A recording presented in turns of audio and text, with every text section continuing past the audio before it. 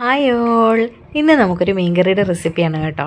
നല്ല തേങ്ങ അരച്ച് വെച്ച ചൂരയുടെ റെസിപ്പി. ചൂരയൊക്കെ സാധാരണ മുളകിട്ടല്ലേ വെക്കുന്നത്, തേങ്ങ അരച്ച് വെക്കൽ കുറവല്ലേ. അത് ഞാൻ ചട്ടി അടുപ്പത്ത് വെച്ച് കുറേയേറെ വെളുത്തുള്ളിയും ഇഞ്ചിയും ഒരു പച്ചമുളക് അരിഞ്ഞതും ഒരു നല്ല പഴുത്ത തക്കാളി ഇട്ടിട്ട് നന്നായിട്ട് വഴറ്റിയെടുക്കുന്നുണ്ട്. ഒന്ന് അടച്ച് വെച്ചിട്ടൊന്ന് വേവിച്ചെടുക്കാം. അത്യാവശ്യം മൂത്ത് വന്നപ്പോൾ കുറച്ച് മഞ്ഞൾപ്പൊടിയും കൂടിയിട്ട് ഒന്നുകൂടി ഒന്ന് വഴറ്റിയതിന് ശേഷം 1/2 ടീസ്പൂൺ മഞ്ഞൾപ്പൊടിയും 1/2 ടീസ്പൂൺ കാശ്മീരി ചില്ലിയാണ് ഇട്ട് കൊടുക്കുന്നത്. ഇത് പച്ചമണം മാറുന്നവരെ ഇളക്കി നന്നായിട്ടൊന്ന് മൂത്ത് വന്ന് കഴിയുമ്പോഴത്തേക്കിനും നമുക്കതിലോട്ട് തേങ്ങ ചേർത്ത് കൊടുക്കാം. അരമുറി തേങ്ങ ഞാൻ ചിരണ്ടിയതും ചേർക്കുന്നുണ്ട്. അതും ഒന്ന് ഇളക്കി വെറുതെ ആ പച്ചമണം മാറുന്നവരെ ഒന്ന് ഇളക്കിയിട്ട് മിക്സിയുടെ ജാറിലോട്ട് ഇട്ട് കൊടുത്ത് തണുക്കുമ്പോൾ നമുക്കത് നന്നായിട്ട് അരച്ചെടുക്കാം കേട്ടോ.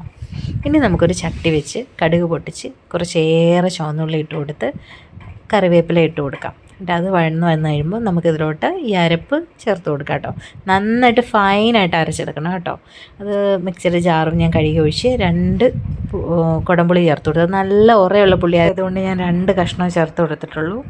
ഇനി നമുക്ക് മീൻ കഷ്ണങ്ങളെല്ലാം പെറുക്കിയിട്ടിട്ട് നമുക്കൊരു 10 മിനിറ്റ് അടച്ചു വെച്ച് വേവിക്കാം. 10 തൊട്ട് 15 മിനിറ്റ് വരെ നമ്മുടെ കറി റെഡി ആയിട്ടുണ്ട്. Thank you for watching.